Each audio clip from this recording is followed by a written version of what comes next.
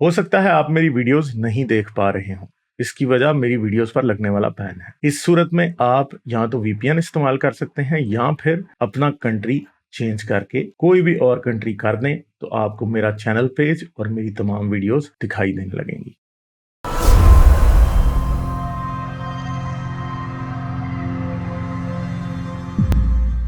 کیسر خان کو لیتے ہیں۔ ہلو، ہیلو، ہاں جی، کیا حال ہے، کیسے ہو آپ؟ ٹھیک ٹھاک۔ سنس یہ آپ کا ٹاپک آج سلیوری پہ ہے تو میرے دو کوشچنز ہیں بیسیکلی۔ ایک یہ جو واقعہ ہوا تھا ماریا القبطیہ کا تھا، اور ایک وہ جو عمر کی بیٹی تھی اس کا نام میں بھول گیا اس وقت، ام المومنین میں آتی ہے شاید، حفصہ۔ ہاں حفصہ، جس نے رسول اللہ کو رنگے ہاتھوں پکڑا تھا سیکس کرتے ہوئے۔ تو یہ جب ہماری آرگومنٹ ہوتی ہے تو لوگ اس میں ایک دوسرا واقعہ ہے شہد کا، وہ بیچ میں لے آتے ہیں کہ یہ وہی ہوا تھا۔ تو اگر کامن سینس کی آپ مطلب if we take common sense into account، یہ شہد والا واقعہ اتنا نہیں ہے کہ اس پہ آیتیں نازل ہو جائیں، لیکن یہ جو دوسرا ہے اٹ میکس مور سینس۔ لیکن پھر بھی وہ کہتے ہیں کہ اس کے پیچھے جو احادیث ہے وہ ضعیف ہے، وہ آرگومنٹ ہے۔ تو آپ کے خیال میں یہ ضعیف حدیث ہے یا یہ ٹھیک ہے؟ یہ اس کی اگر تھوڑی ایکسپلینیشن ہو جائے تو ایک یہ کوشچن ہے۔ دوسرا کون سی کوشچن یہ ہے، شہد والی حدیث ٹھیک ہے یا یہ والی؟ نہیں یہ ماریا القبطیہ کا جو واقعہ ہوا تھا وہ والی، وہ کہہ رہے تھے کہ یہ حدیث جو ہے وہ ضعیف ہے، اور شہد کی جو حدیث ہے وہ ضعیف نہیں ہے، ان کا سند ٹھیک ہے۔ کون کہہ رہے تھے؟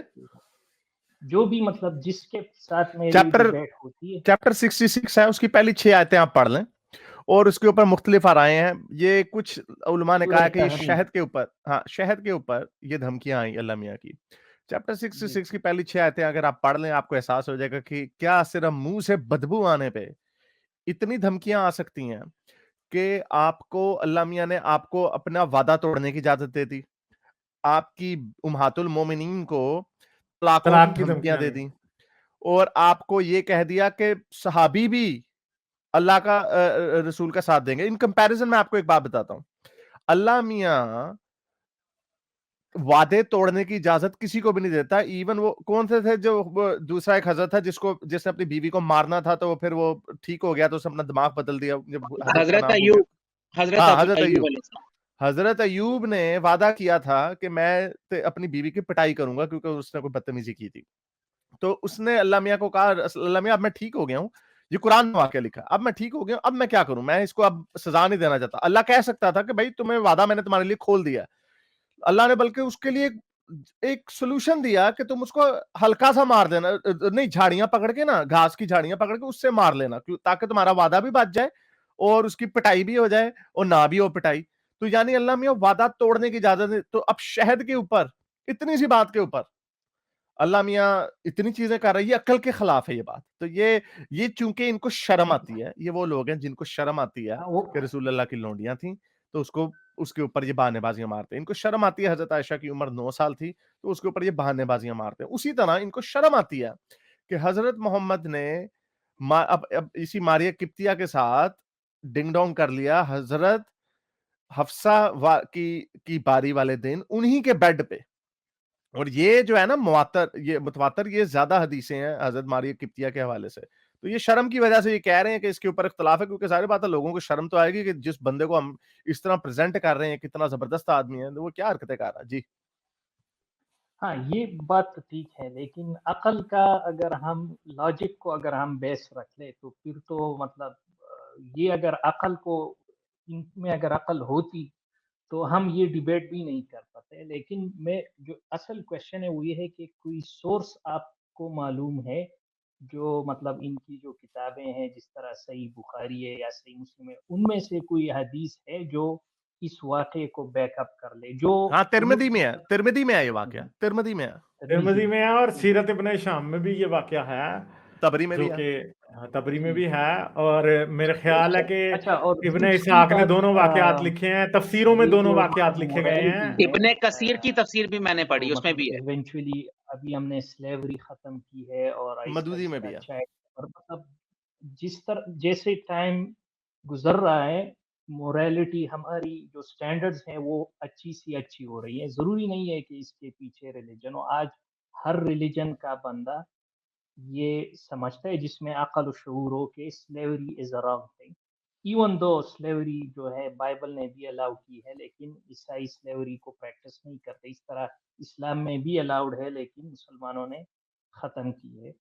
تو نہیں، یہ اس کرسچن morality سلیوری کو پریکٹس ہماری ہمیشہ سے کرتے آئے ہیں، اس کے پیچھے ٹھیک کیا ہے؟ ہے، اس کی جو سورس ہے اس کے بارے میں آپ کا کیا خیال ہے؟ کرسچن سلیوری کو ہمیشہ سے پریکٹس کرتے آئے ہیں اور کرسچنز نے کی ہے، مگر اگر ایک آدمی کرسچن ہے نا، کرسچینٹی میں سیکس سلیوری کی گنجائش نہیں ہے.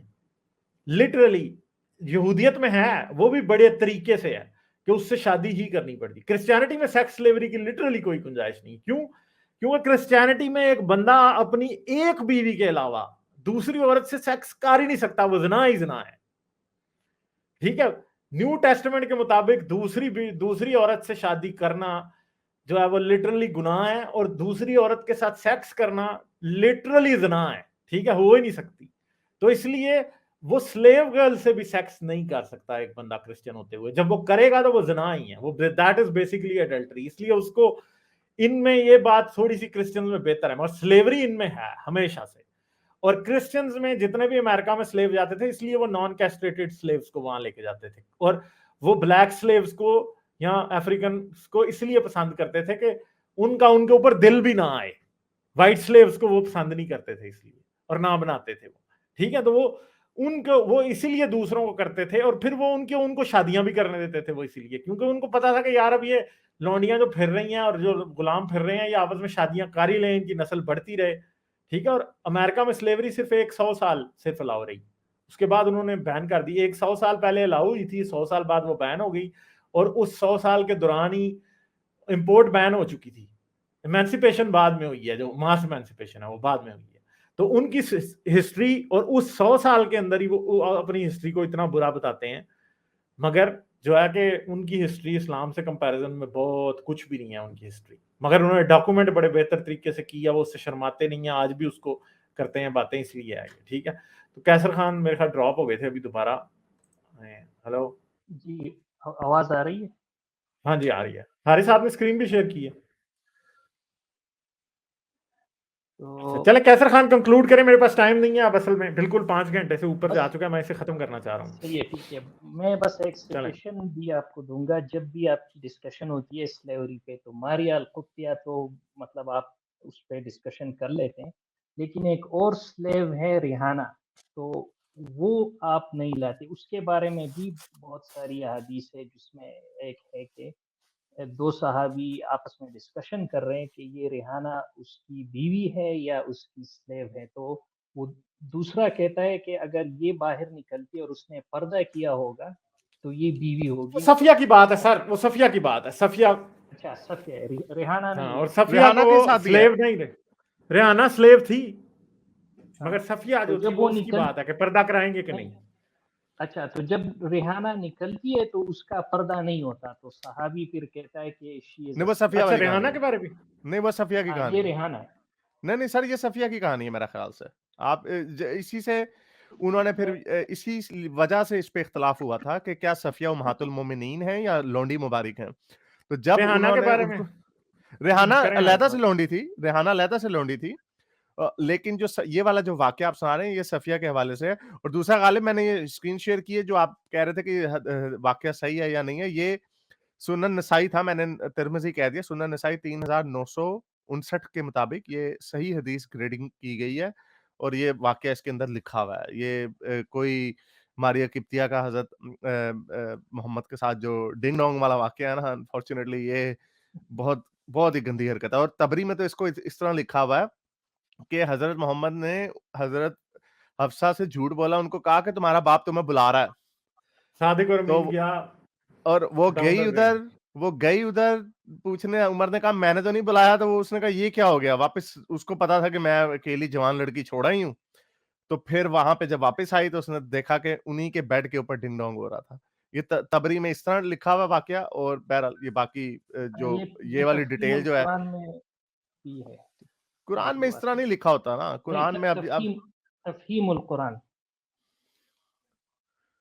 وہ جو مودودی نے لکھی ہے تفہیم القرآن. تفسیر سب سے مودودی کی یا اسرار احمد کی تفسیریں جو ہے نا سب سے کم قابل اعتبار ہیں. یہ نہیں, لیکن مودودی نے بھی دونوں واقعات, مودودی نے بھی یہ دونوں واقعات کوٹ کیے, انہوں نے بھی کیونکہ یہ لوگوں نے سب سے زیادہ 2 نمبریاں کی ہوئی ہیں ان کے اندر. لیکن مودودی نے بھی غالب کوٹ کیا ہے کہ یہ واقعہ بھی ہوا, اور شہد کے اوپر انہوں نے 2 رائے بتائی ہیں کہ 2 رائے ہیں اس کے اوپر. جی اچھا, یہ صفیہ والی حدیث ہے گلزار بھائی, آپ نے جو مجھے جی ہاں, یہ جنگ خیبر, یہ جو بھائی بات کر رہے تھے وہ جنگ خیبر والا ہے, سر پہ چادر والا, یہ صحیح بخاری کی حدیث ہے 371.